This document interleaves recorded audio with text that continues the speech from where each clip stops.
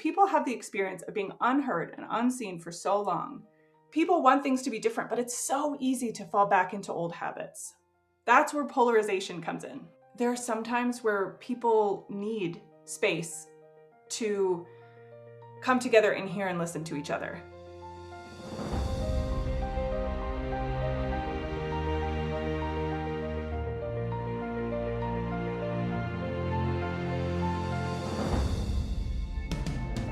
Hey everyone, it's Disagreeing Well, the podcast about polarization, why it matters, what drives it, and what we should be doing about it.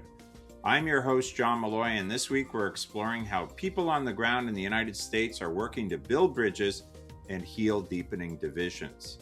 Essential Partners, formerly known as the Public Conversations Project, is a Boston-based organization active across the United States and internationally. It was established in 1989 to help communities, including faith communities, build relationships across differences. We're delighted to welcome Katie Hyten, the co-executive director of Essential Partners, to the podcast to discuss the organization's work in our increasingly polarized society.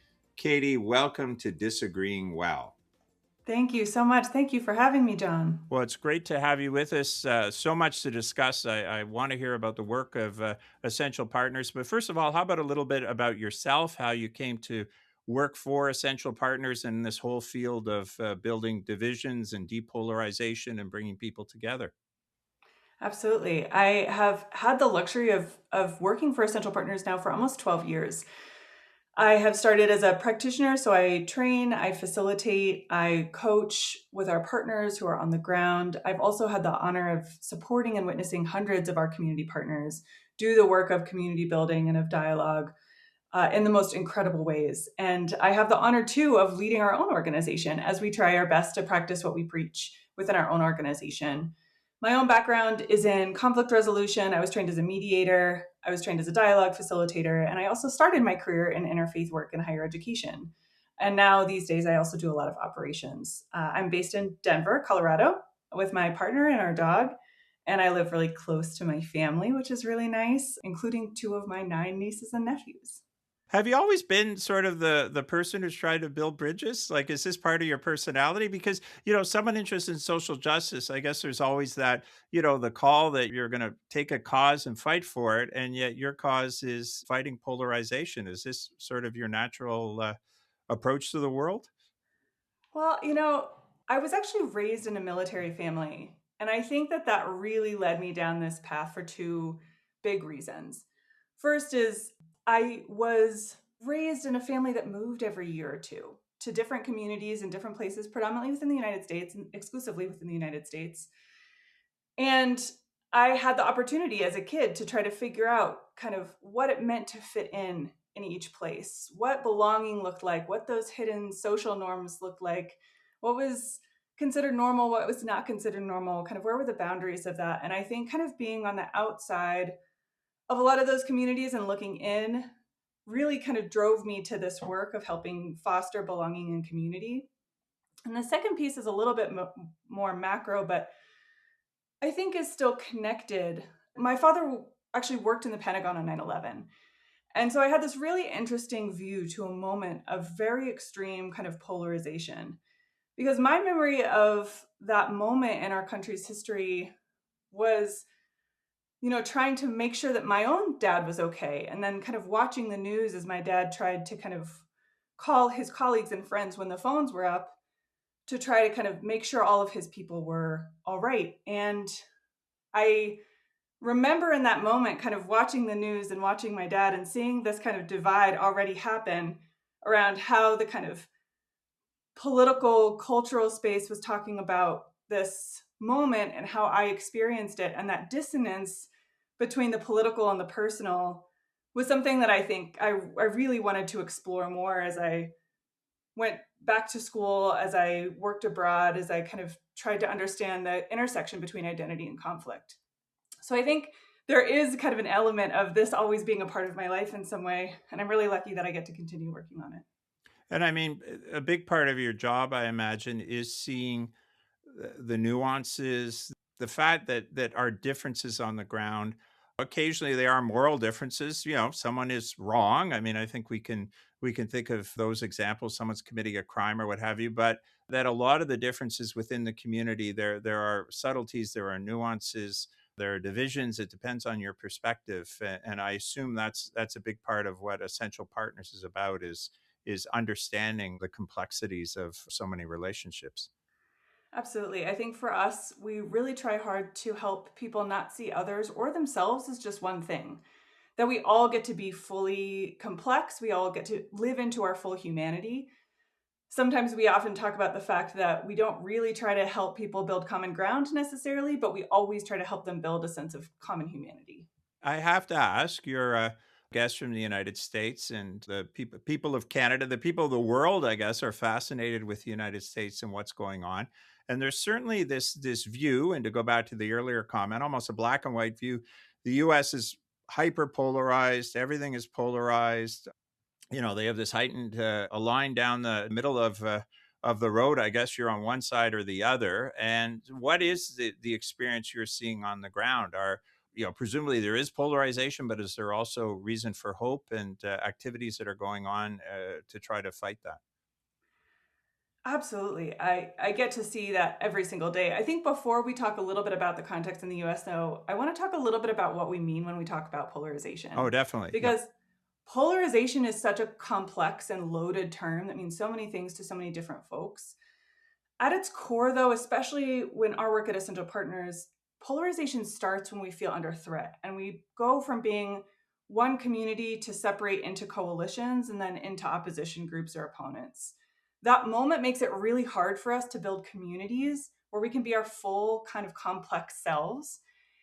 And when we see polarization that way, rather than just something in the political sphere or just something in the kind of large macro sphere, polarization actually occurs all the time at every level of our communities, not just around politics and certainly not just in the US.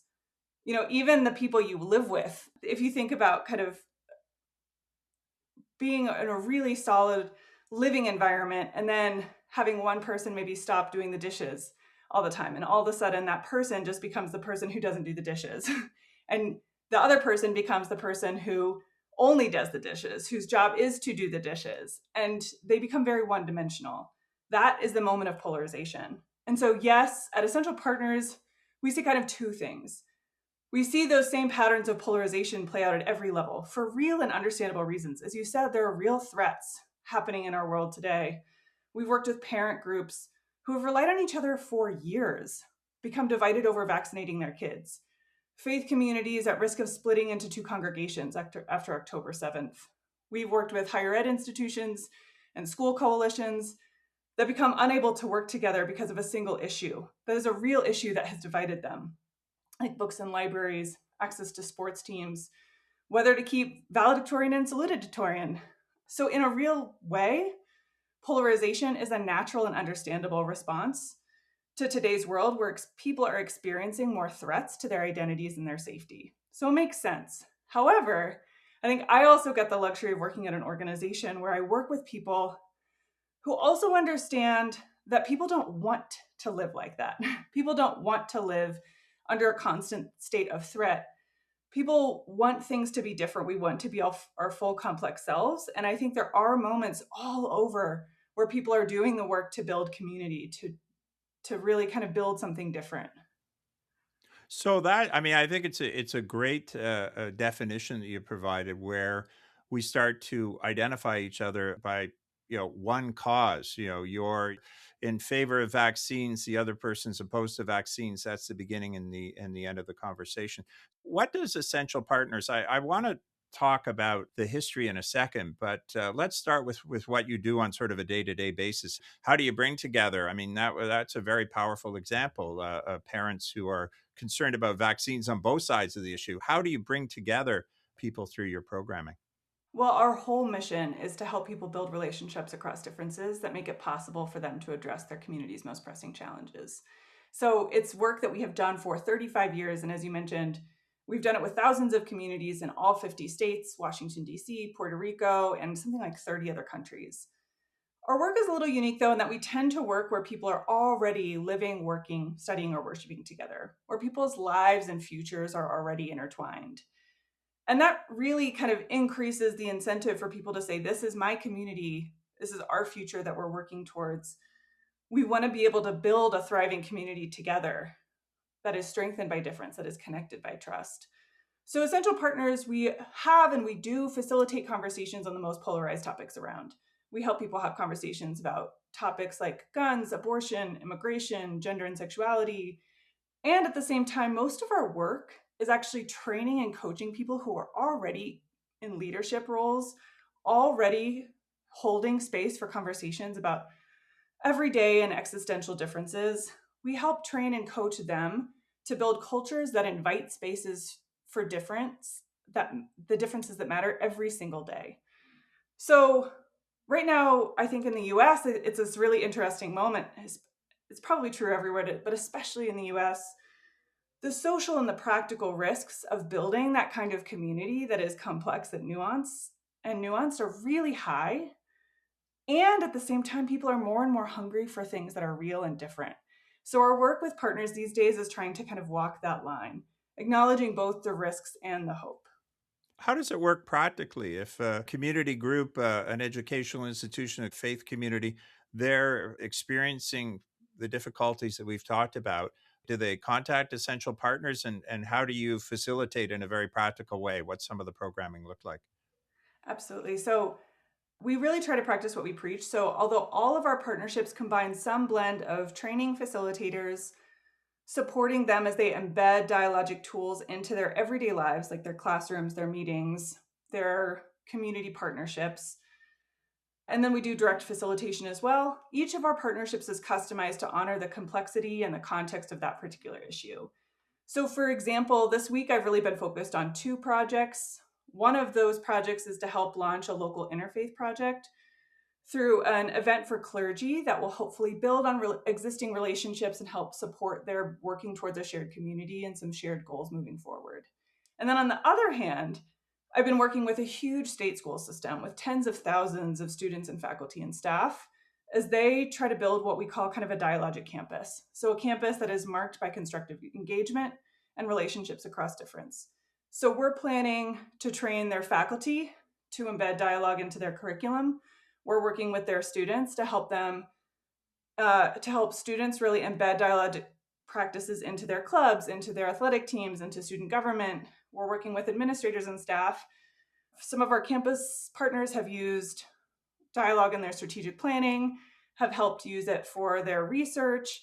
So with them, it's a much more holistic long-term partnership to help them think about what they want their campus to look like and how we can train a critical mass of those formal and informal leaders to really build that and make it something that makes a difference for their folks.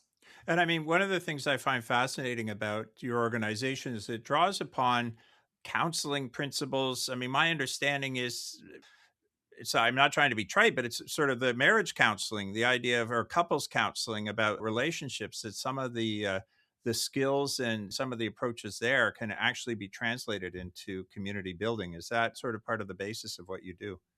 Absolutely. Our founders were actually behavioral health researchers and practitioners, predominantly family systems therapists. So they used a systems theory lens with their families, which meant that they look at patterns and systems that families fall back on over and over. So, what are the roles that we take on consistently? And most of us can kind of recognize that in our families. We can say, oh, I know when things go south that this person is going to withdraw, this person is going to lash out, this person is going to guilt trip. And you kind of prepare yourself for that. And so we all fall back into these patterns. And then our founders started to look at kind of the systems that they lived in and worked in. And they saw some of those same patterns playing out in polarized and stuck communities, particularly when we started around the issue of abortion. And so they started to think about ways that they could adapt their work with families into larger systems like schools and campuses and workplaces and other community spaces.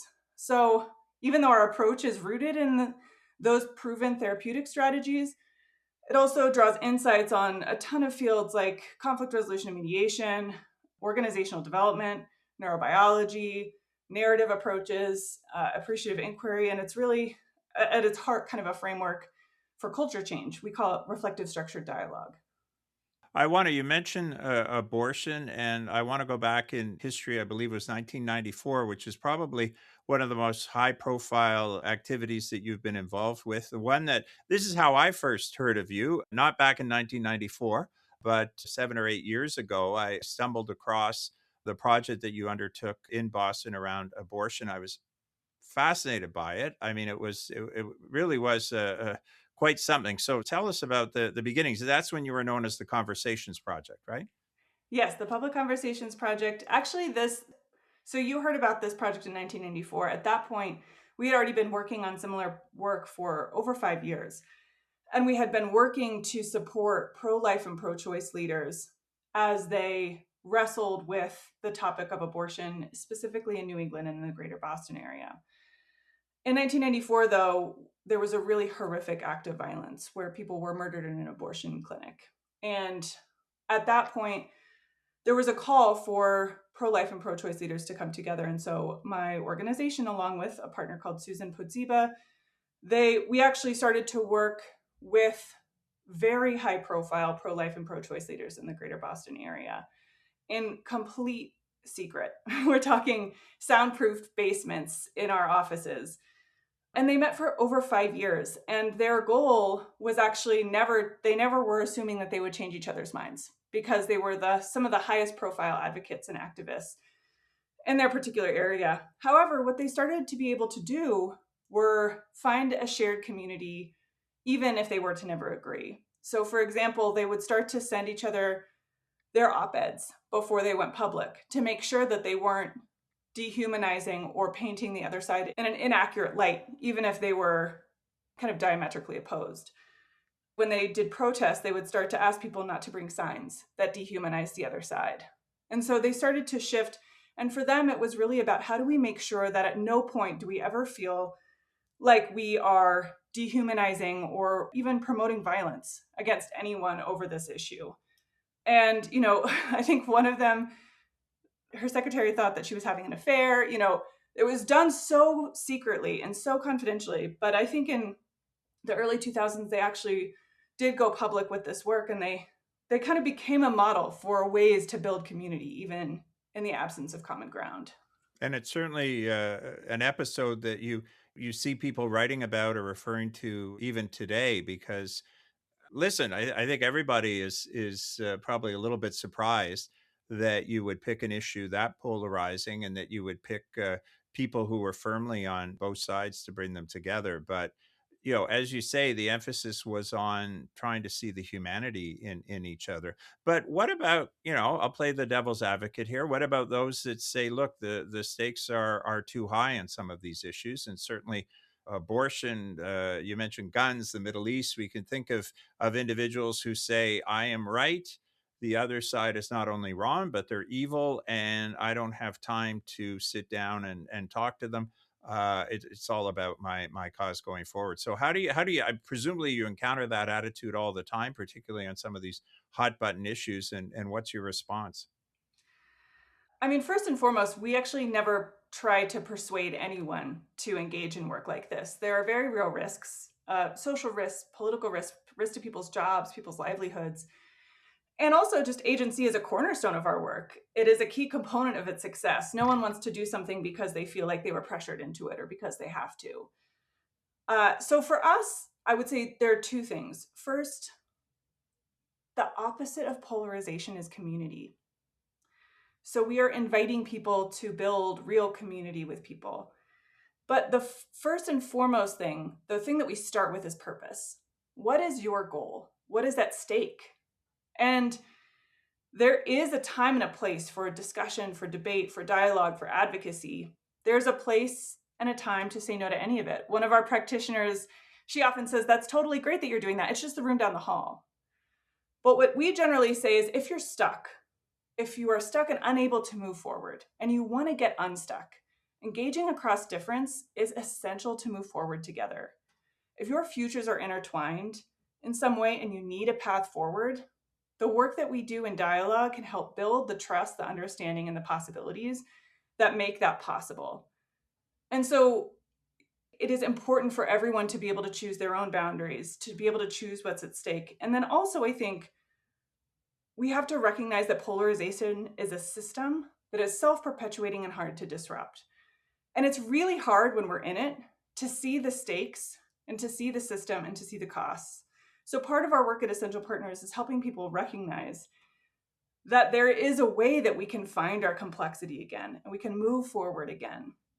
And that it doesn't have to be this kind of really polarized and entrenched us versus them. And if people need that, or if they want to engage in another way, I think that's important too. I mean, obviously, it's about seeing the humanity in the other, but are there times when it is about finding some common ground and dealing with? I guess my question is, and every session is obviously going to be different as you meet with people, but to what extent are you talking about the issue? So, we go back to our vaccine example. To what extent are you bringing together a group of parents to talk about vaccines, or a group pro-life and pro-choice to talk about abortion? And to what extent is it about trying to get to know each other? And then I guess the underlying question, is it about trying to find some common ground around policies moving forward? Or, I mean, how does all that come together in this puzzle? It's a great question. So I'll go back to starting with purpose. We often try to invite our folks to think about what is at stake, what's most important and urgent right now. And knowing that there will be another thing that comes around the bend. So, how do we invite people to actually start to build habits, to build that relationship, and to build that trust so that when that really difficult conversation happens, they're ready and they have the relational infrastructure, they have the skills, and they have the dialogue norms to turn to. So, most of our partners, if not all of our partners, will talk about one or more of the issues that matter most to them regularly. And it will always be for a purpose. It might not be for common ground. So, for example, we worked with an interfaith group of hundreds of congregations as Minnesota was engaging in a ballot initiative on same-sex marriage.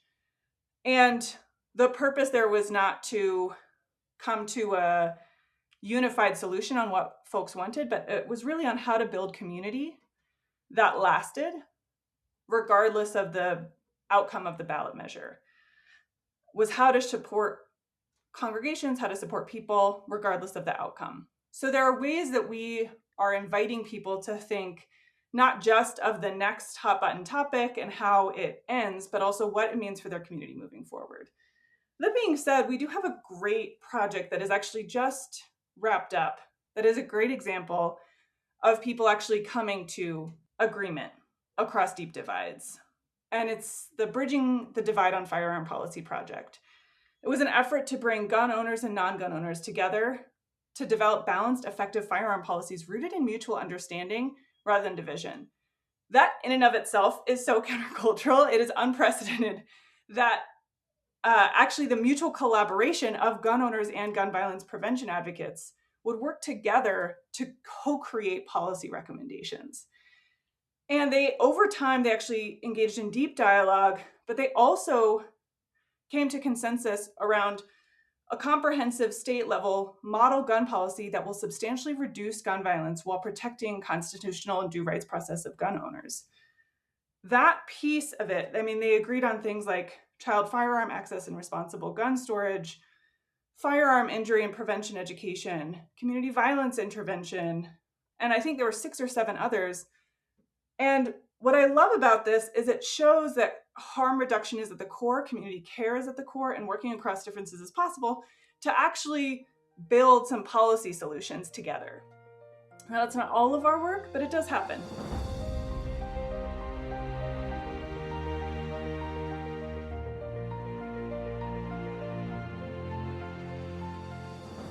And I take it a big part of it was tied to this notion of seeing the humanity in the others. Canada has a very, very different gun culture, but I know I've had discussions with my students who, particularly about what's going on in the United States, and challenge them to say, well, if someone is pro-gun, for lack of a better term, that doesn't mean that they aren't concerned about the safety of kids or the safety of their community or the safety. And yet it's often portrayed in the media as you are pro-gun and you don't really care about the safety of kids or the safety of the community. I take it that's a big part of it, is finding that those common values around others and around families, that sort of thing. And where was this, if I can ask, which jurisdiction, or if it's a confidential project? I believe that folks came from all around the country and they're working specifically in their own home states, specifically states that don't have a lot of those kinds of common sense gun policies and firearm policies that I mentioned. Oh, so it was a national initiative. Yes. Oh, Yeah. wow. Tell me about some of the other ones that you've worked on. I mean, it sounds like you have quite the breadth of topics that you're looking at. Absolutely. It's a breadth of topic. We also work really at what we call kind of the cornerstones of community life. So where people's futures and lives are already intertwined in some way. And for us, I think that all of our work is around, in some level, finding a path forward and finding a way to be in community, even if we never agree on some things, which is really just about addressing polarization. So I think there's so many projects I could talk about that really showcase this work and this transformation over time. We've already talked about a couple of community and civic projects, so I'd love to talk about maybe one faith institution and a higher education project. I'll start by talking about a synagogue that ruptured after October 7th. Leadership had put out kind of a vague statement of empathy for all, and that didn't really land well with anyone. And I think a lot of congregations experienced some version of that. And in that congregation, just one person had trained with us. And he downloaded a free resource on our website to support conversations about Israel-Palestine. He led 2 community dialogues on his own with some coaching from us and also with that resource. And it transformed his congregation. He heard feedback like, this is the first time we have felt like a community since October 7th. And this community is capable of not just holding, but respecting myriad views and values related to Israel and Palestine.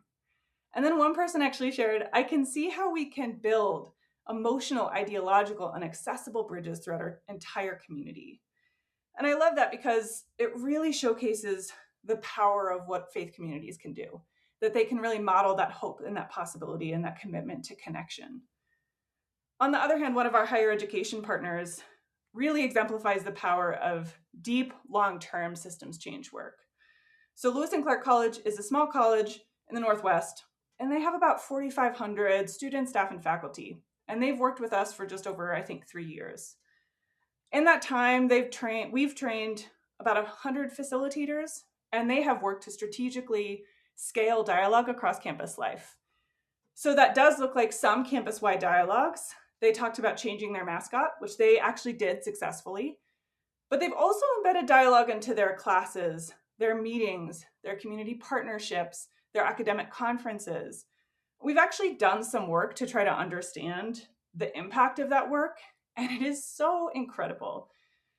Last year, 45% of stakeholders across campus reported that they were part of a successful collaboration across differences among folks that likely would not have worked well together in the past.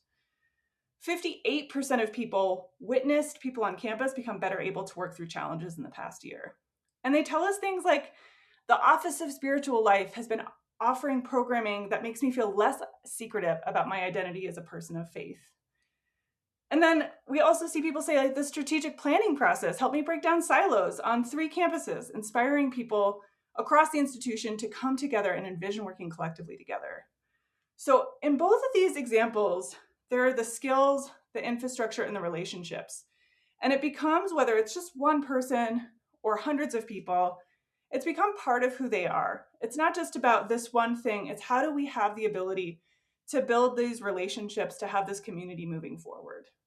Yeah, obviously each session or each situation is going to be different, but I just want to dig down a little bit because I guess I'm thinking about putting up a sign. I'm here on campus saying, "Let's all come talk about Israel Gaza," and 7 o'clock tonight we'll have coffee and cookies.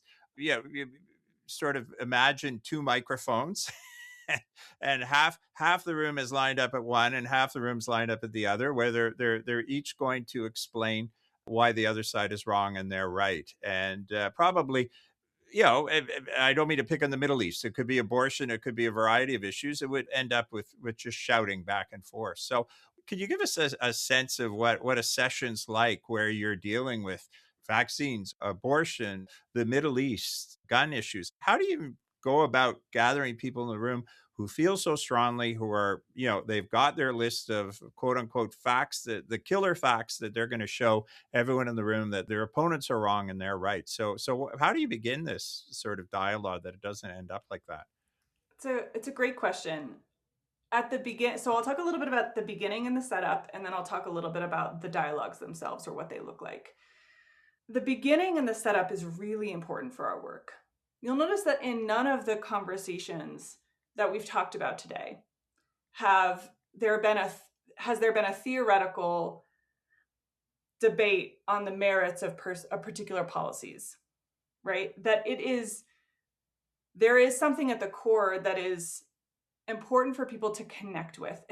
There has to be a topic that feels urgent and important enough for people to take the risk to have a different kind of conversation.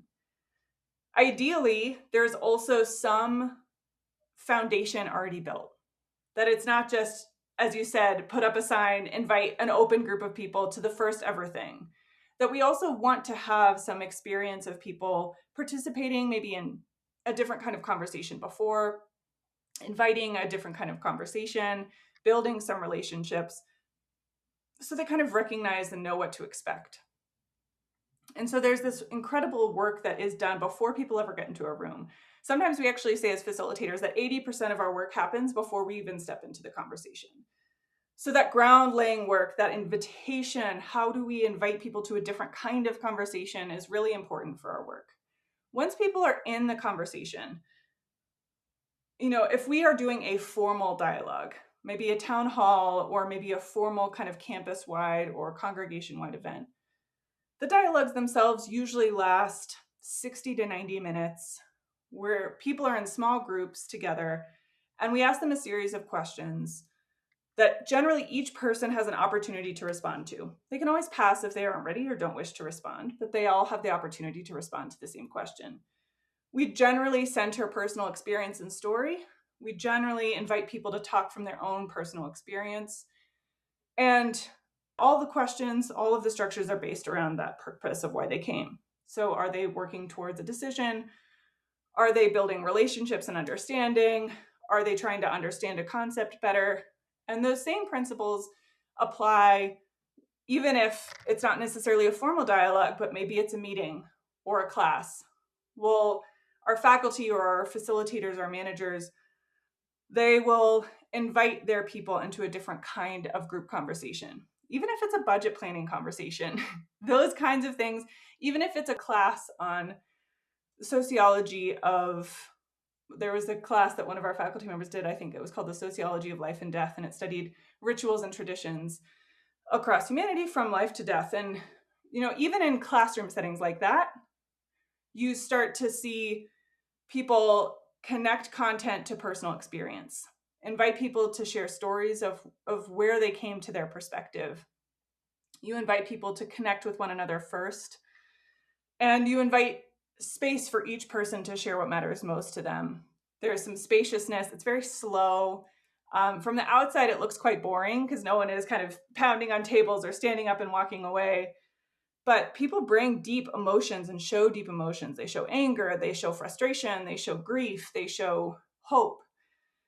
And they do so in a way, though, that can be heard by everyone, right? It's something that is incredibly powerful for people to leave and feel like they were both able to hear and be heard. And how do you prevent the sort of talking points on both sides? How do you prevent the person from saying, well, what you don't understand, and here's the my 10 zingers on the Middle East either side, abortion either side. How do you sort of prevent that? Because that temptation must be there, especially, I mean, looking at the case study we talked about from 1994. I mean, these people were leaders of the pro-life and leaders of the pro-choice movement obviously not prepared to take the issue lightly. So how do you kind of get away from that temptation? This is actually, to go all the way back to where we started our conversation, this is actually where systems theory comes in. Because one of the things that we believe is that shifting how conversations happen can shift the conversation, can shift the relationships. And by shifting how the conversation happens, we're doing all of that work to invite people to sign on to a very particular purpose. We're asking people questions that connect to their own lived experience. We also have other elements of what we call a container that helps create some boundaries for the conversation. We think about communication agreements in very intentional ways. Obviously, many people use something like ground rules or communication agreements. For us, though, these communication agreements help reinforce those boundaries, and they're as objective and as observable as they can be. And they really invite people to bring who they want to bring. We co-create them with the group. And so when people sign on to a purpose and they have a say in what that conversation looks like, because they have an interest in doing things differently and doing things better, they also want to get unstuck. It becomes the facilitator's role not to enforce or to persuade or to get people on board, but to help bring people back to their own goals and their own purposes. And it's funny, I've facilitated conversations on topics like this, and I've had, I'll spend maybe the first 20 minutes or so really having to step in quite a lot and saying, you actually told me that you wanted to share the airspace and hear from others as well as sharing. Would you mind kind of stepping back so that others can step in? And I would say that maybe 3 or 4 times. And I had an experience once of somebody in a dialogue around guns about 20 minutes into this say, thank you so much. Thank you for this, because I want to do this and I also am stuck. Because people fall into, if people have the experience of being unheard and unseen for so long, people want things to be different, but it's so easy to fall back into old habits. That's where polarization comes in. Yeah. And being seen it is the personal, which is not negating the facts. It's just the experiences they've had, the perspective, why they're coming forward, the fact that, to go back to a discussion we had a few minutes ago, they are as concerned for their kids at school as anyone. They have kids, they're worried. And I take it that's a big part of just allowing the dialogue to flow. But then you mentioned that sometimes the goal is to move beyond that to find some common ground. And again, we were talking about gun control. So how does that fit into the equation? I take it that then becomes a part two of, are there some areas we can agree on? It's a great question. And the answer, which I often talk to our partners and clients about, which is as infuriating for them as it is, I'm sure, for you, is it depends. It depends. It depends on purpose. It depends on why people are there. It depends on what they want to do together. So, for example, actually, I was just talking to one of our founders, and she was saying there are some times where people need space to come together and hear and listen to each other. And there are places where people need a say in what comes next, a voice and a choice. And we see both. At the end of the day, we need both. And sometimes for that particular conversation, it's just about building understanding and recomplexifying the narrative. And so when people come in, they oftentimes see themselves in that polarized way. They're a part of the people in this room who are on one side of this issue, and there's another group that's on the other side. This group, there are some people who are people of color, some people who are white, some people who are immigrants, some people who are non-immigrants. And over time, we start to complexify that narrative and build community so that no person is just one thing, that they are an immigrant and also, that they are a white person and also. And it begins to build these multiple kind of varied bonds of affiliation that allow us to work together on multiple topics, regardless of whether we ever come to common ground on one particular thing. Because I take it one of the problems is there's disagreement on, we've given a whole list of issues here, but that is impeding, and I think you mentioned this specifically, that's impeding. Parents are upset about vaccines, and that is preventing them from discussing the sports program for the school, or the sort of the extracurricular, or this, that, and the other. I mean, I take it that's a real problem in some communities, is that everybody's just so divided on one single issue that it's affecting the rest. I think it's a challenge of polarization as a whole. That really, I really mean it when I say the opposite of polarization is community. That we have an opportunity to be in real relationship, to be our full complex selves, to have these ways that we can connect with people in variable and varied ways. I can be part of a military family and work towards peace and conflict resolution. I can be both of those things, and I can hold both parts of those identities for me. And I can be proud of both. That is a really key part of any active building community, is being able to see people as just beyond a one-dimensional part of themselves.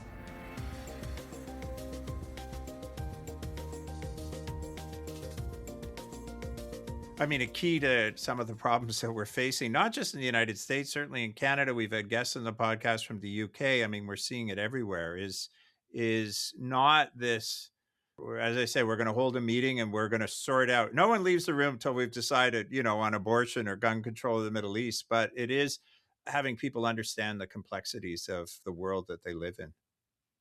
Yes. And it's not just the complexities of the world where we live in. We talk a lot about holding both humility and conviction, right? We want to have people with strong convictions, strong beliefs. And we also want it to invite a sense of humility, a sense of curiosity about other experiences.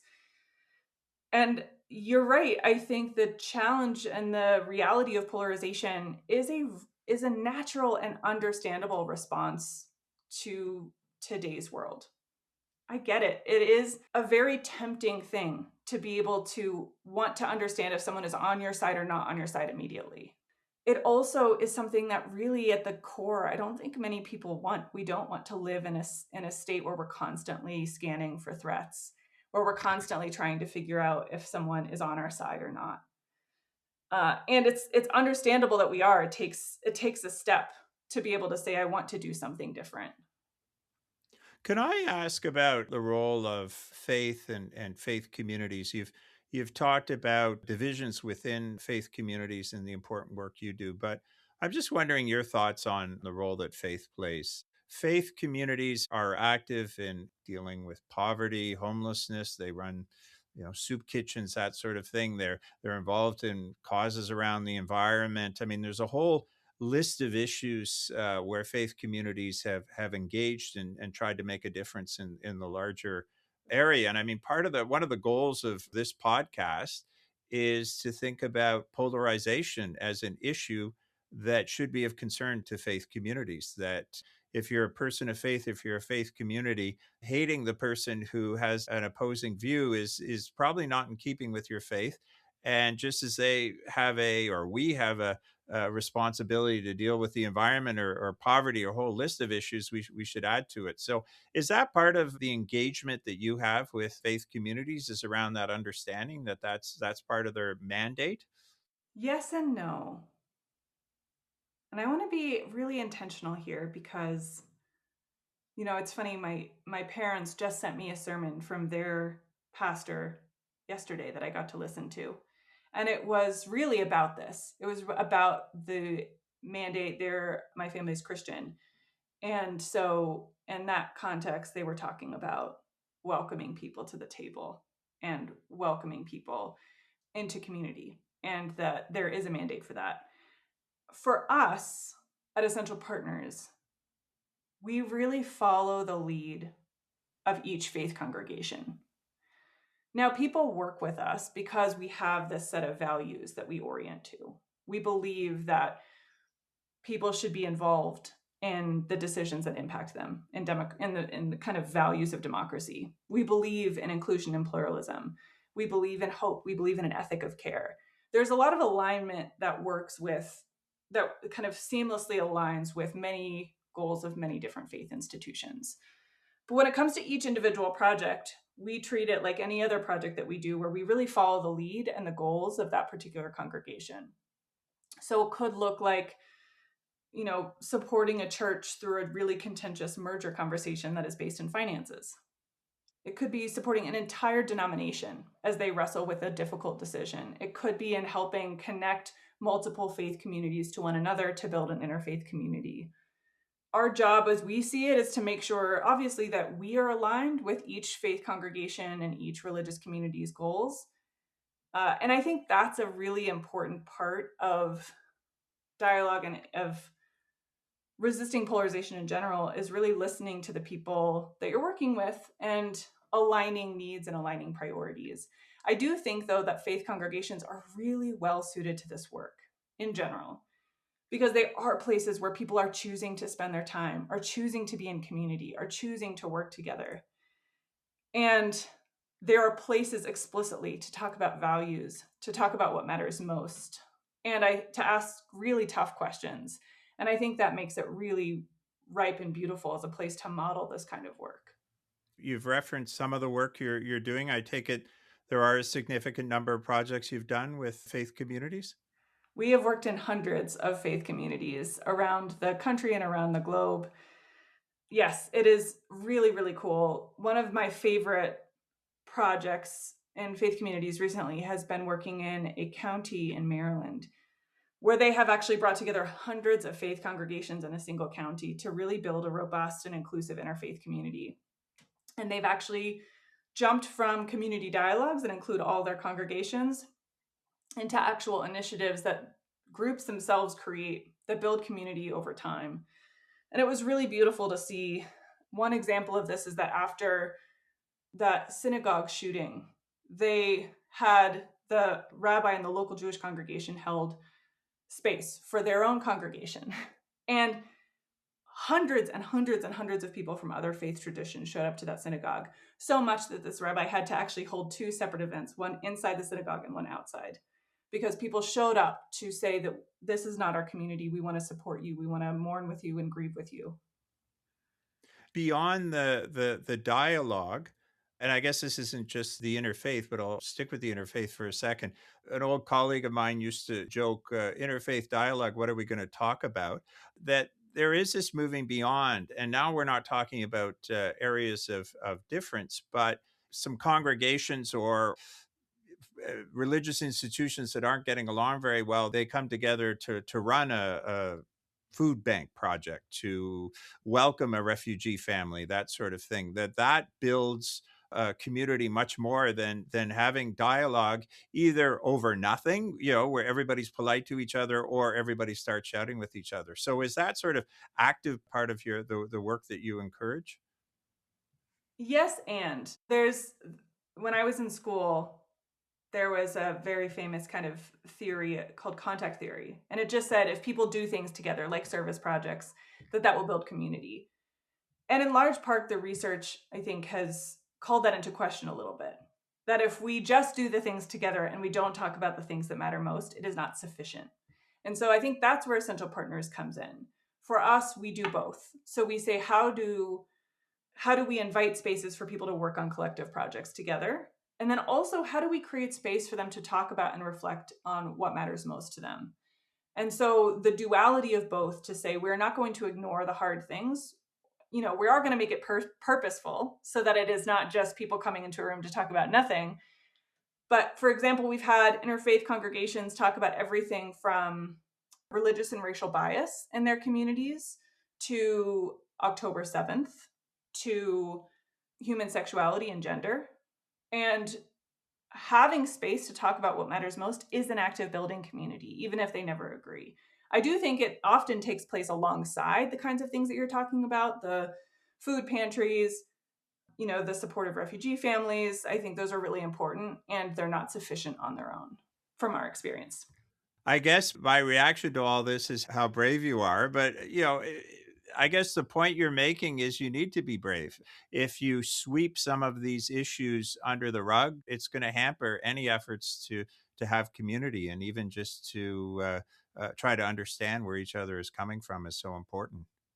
Yeah, well, I should say, it's easy for me to say that I'm brave because we're supporting these conversations. The people who are the bravest are the people who are doing this work in their communities. And I think the most important thing about that is that people get to choose their own boundaries. They get to choose when it's worth it to take that risk. It's not going to be worth it if there's nothing at stake, if they don't think that something can be different. And so that's really, I think, the heart of our work, is helping invite people imagine a community where the risk isn't so intense. And then to start to take slow, small steps to build that up, because it is risky. It is sometimes dangerous. And when the purpose is right, that people opt to take that risk, that is the thing that will never cease to amaze me. It's exciting, the work that you're doing. It's obviously very necessary. And I guess I sort of want to close by, and I hope I'm not putting you on the spot, but you are full of hope, I think. You've certainly given that sense throughout the conversation. But, a lot of people looking around at the world would say, a few years ago, boy, we were so polarized. And now a few years later, it's twice as bad. I mean, what's it going to look like a few years from now? So are you still optimistic? Are you hopeful? What's the path you see going forward for our world? John, I need to be honest with you. A few years ago, Essential Partners was articulating our values. And I'm one of the co-executive directors, so I have a lot of power. And a couple of people, positional power, I should say, a few people said we need to make hope a value. And I was the person in that room who said, who has hope? who out here is having? I do this work so that I don't do any harm, maybe, but I don't know if I have hope. And luckily, thank goodness, I was overruled. And that is and continues to be one of our organizational values. And the reason I say that is because I really get that hope feels far away right now. And what I have found hope in, where I have found optimism in, is I have found people who are taking the risk to do the work anyway.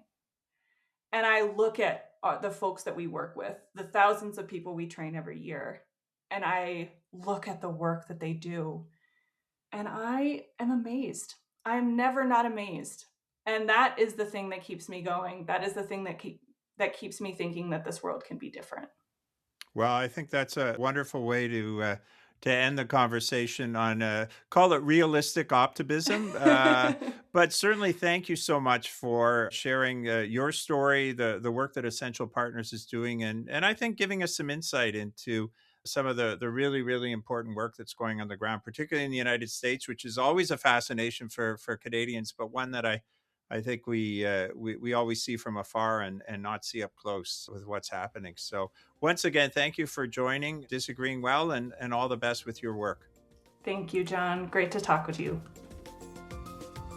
Next week, I'll be joined by Kira Pugh and Joe Alstott from the United Kingdom. They're going to be speaking to me about the Church of England's Difference Course, a program offered internationally to help people cross divides and navigate disagreements.